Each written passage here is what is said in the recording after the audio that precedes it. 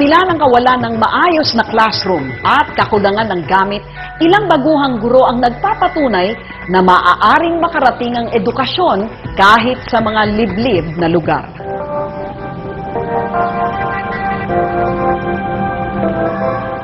Tapos na ang exam ni Manilyn para sa kanyang masteral class. Ngunit hindi sa bahay o ginikan ang diretsyo ng dalaga.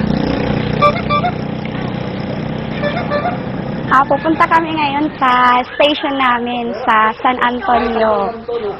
Sino kasama mo? Ito pala si Rachel Paderna, yung co-teacher ko doon sa San Antonio. 23 taong gulang at halos 2 taon ng teacher si Manilyn sa Samar. Pero di tulad ng isang karaniwang guro, ibang klaseng silid-aralan ang pinupuntahan ni Manilyn. Dahil baguhan, bahagi ng kanilang training ang ma-assign sa iba't ibang lugar. Sa Gandara, Samar, unang nadestino ang magkaibigan. Hindi biro ang layo nito mula sa bayan.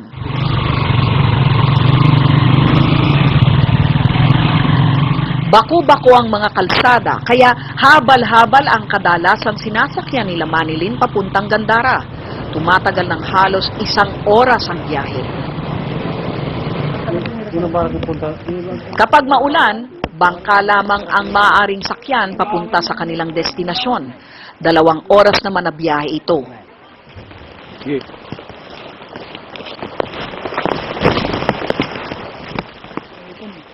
Matapos ang biyahe, mahabang lakaran at pagtawid sa mga ilog at sapa naman ang haharapin ng mga teacher.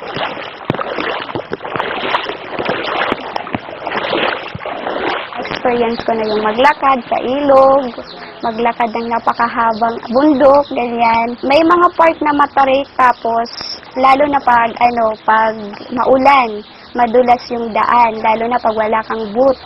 Kailangan nandoon ka, nakaboots ka para hindi ka kagad madudulas. Para hindi namin mapansin na, matagal na pala tayo maglalakad, parang gano'n. Kaya, pagdating namin doon, tawanan ng tawanan. Walang kuryente at signal ng telepono sa barangay. Pero ayon kina Manilyn, mas nakapanlulumo raw ang sitwasyon nang una nilang nadatnan ang maliit at madilim na silid-aralan. Parang nakakapanghinay. Sabi ko, ano ba ito? Parang ang laki ng problema ko yata. Nakita ko lang yung blackboard, yung mga chairs nagkakalat, tapos yung mga tables nila, and then walang mga charts kahit isa lang.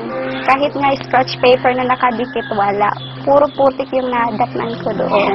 Okay, how about in our Filipino alphabet? Sabi ng bisor ni Manilyn, kung sakaling hindi raw niya magustuhan ang lugar, maaari naman daw siyang magpalipat. Pero may pumigil raw kay Manilyn. Pagkakita ko ng mga bata, parang naawa ako kasi tingin sila ng tingin na parang naano ko sa nila, facial expression na parang tulungan mo ka ganyan. Iisa lang ang aklat nila. Ang mga bata halos wala ring mga gamit. Okay, how many letters are there in our alphabet? Ilan? Sige nga. Dahil sa kakulangan sa gamit, ang pambili ng school supplies nanggagaling pa raw sa kanilang sariling bulsa kung minsan. Kulang doon ng ng mga materials, kaya nga nang magpunta ko ng Tacloban, bumili ako ng mga materials. Very good. Agad na yung dog? Okay, very good. Ang problema, hindi rin naibibigay sa oras ang kanilang sweldo. Snake, kilala niyo yung snake? Aminado ang mga guro na doble ang hamon sa pagtuturo sa ganitong klaseng sitwasyon. Kita nyo ba? Okay. Yung 5 little dogs. Ngunit may tawag daw ang kanilang tungkulin na hindi nila pwedeng baliwalain. Na naman sila. Isa sa mga estudyante nila si Alexon. Walang palya sa pagpasok ang bata. Ba't gusto mo sa school? Kasi para matuto. Bakit ano natututunan mo? Magbabasa, susulat. Gusto raw maging sundalo ni Alexon balang araw. Alam ng bata na mananatiling pangarap lang ito kung hindi siya mag-aaral. Pagka ba hindi marunong magsulat, tapos hindi marunong magbasa, pwede kaya maging sundalo? Hindi pa. Bakit kaya? Kasi bubuhay. Pagsapit ng Disyembre, tiyak na sa ibang lugar naman maa-assign sila Manilyn. Pero habang nasa bundok pa, isa lang ang sinisiguro niya. Hanggang nandun ako, gagawin ko yung dapat kong gawin. Hindi mo kasi masusukat yung happiness ba nila na habang nandoon ka, nagtuturo ka ng todong-todo.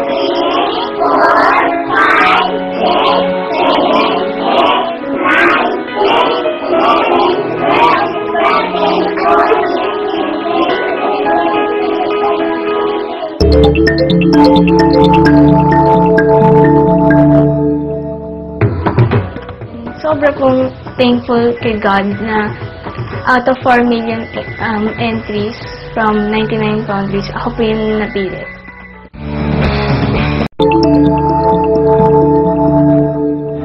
Sa kanilang murang edad, dalawang batang pintor ang patuloy na nagdadala ng karangalan sa ating bansa dahil sa kanilang mga world-class na obra.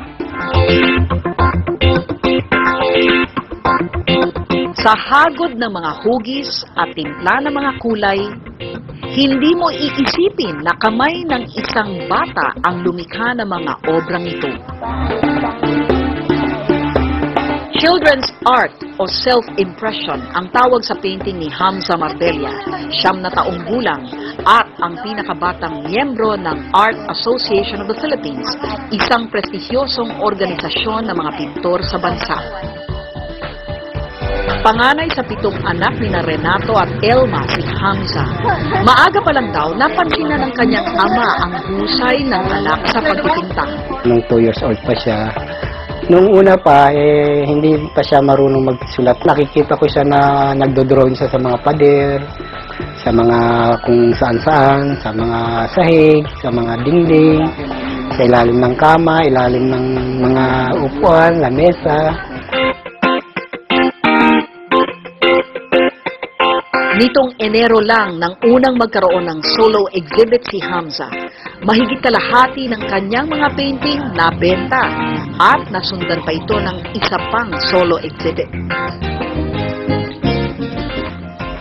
Kasunod ng matagumpay na exhibits, naimbitahan si Hamza sa isang international exhibit sa China kung saan nakadisplay ang pinakapaborito niyang painting. Yung 4 babae na lumilipad naman nagbabahay. Pero yung pinakamalaki kong nagawa. Ito ay isang palasyo na ngayon ay eskwelahan ng mga gifted children. Not only in Shanghai, around that area, pero the best of the skilled children's artists. Contractual lang na security officer sa Office of the Vice Governor ang ama ni Hamza. Pinipilit niyang pagkasyahin ang kakarampot na sweldo para sa pangangailangan ng kanyang malaking pamilya. Pero dahil kinahihiligan ng mga anak ang pagpipinta, todo kayod at paghihigpit ng sinturon ang ginagawa ni Renato para lang matustusan ito. Inuuna ko muna yung pintura.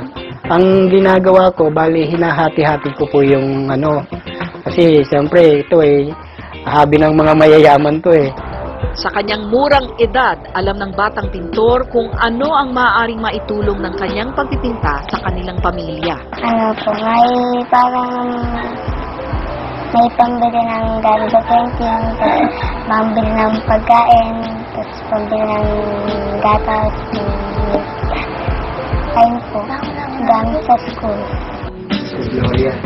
Ito yung ginawa doon sa mga kanya. Bagamat todo suporta ang mga magulang ni Hamza sa kanyang sining, first priority pa rin daw nila ang pag-aaral nito. Kung laging pag-aaral ang gagawin nyo, laging yung pag-aaral, bago yung pagpipainting. Kasi yung pagpipainting, parang hobby lang yan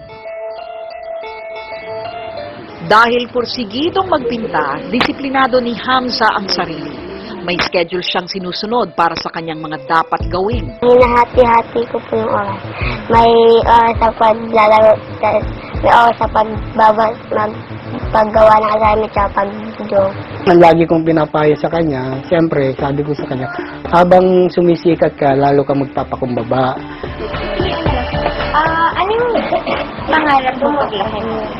Maging national artist. Masaya po kasi nakikita po ng tao.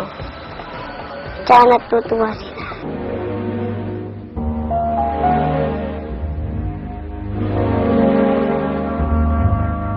The real girl is me showing two sides. The good and sustainable forests and causes of forest destruction. I envision sustainable forests wherein plants and flowers grow beautifully, diverse animals, birds and insects roam freely. We must preserve our world's biological treasure.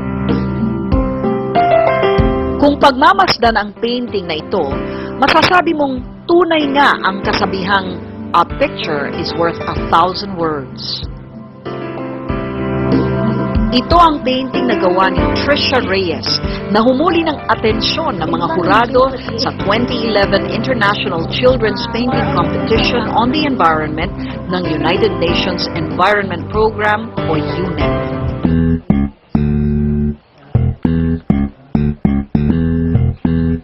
Gamit ang watercolor at pastel, nakamit ng kanyang obra ang first prize.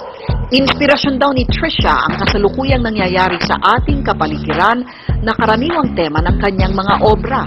Sa mga news, so dun po yung kumuha po ako ng idea, nag-visualize ko po yung magiging drawing ko from books, magazines, sa internet.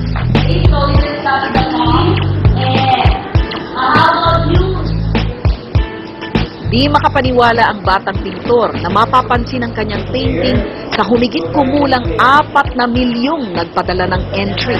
And sobra pong thankful kay God na out of 4 million entries from 99 countries, ako po yung napili.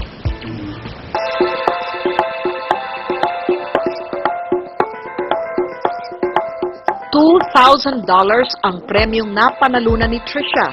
Tuwing mananalo sa anumang contest, isa lang daw ang pinupuntahan ng kanyang napanalunan. Ano po, nanalo po ako sa mga contest. Half po ng prize. Yun po yung pinangbibili ko po sa mga materials. Kasi yung mga materials pa lang po, mahal po na eh. Nasa grade 2 noon si Trisha nang magsimula siyang sumali sa mga art contest. Noong una ko pong pining, nag-join po ako sa isang contest sa Masaya Pambata, on the spot painting contest. Nanalo po ako dun ng 2nd place. Higit 100 contests na raw ang nasalihan niya mula noon. Pero ang pagkakapanalo niya sa UNEP ang nagbukas ng napakalaking pinto para kay Trisha. Malayo pa sa isip ni Trisha ang pagbebenta ng kanyang mga obra. Sa ngayon, sapat na raw ang pasali-sali muna ng mga contest. Suportado ng kanyang pamilya si Trisha. Hanga raw si Josel sa prioridad ng kapatid niya. Proud ako sa kapatid ko kasi at this point, napakabata pa niya, marami na siyang achievement sa buhay. Patunay ang tagumpay ni Hamza at Trisha na hindi nasusukat sa edad ang galing ng isang tao.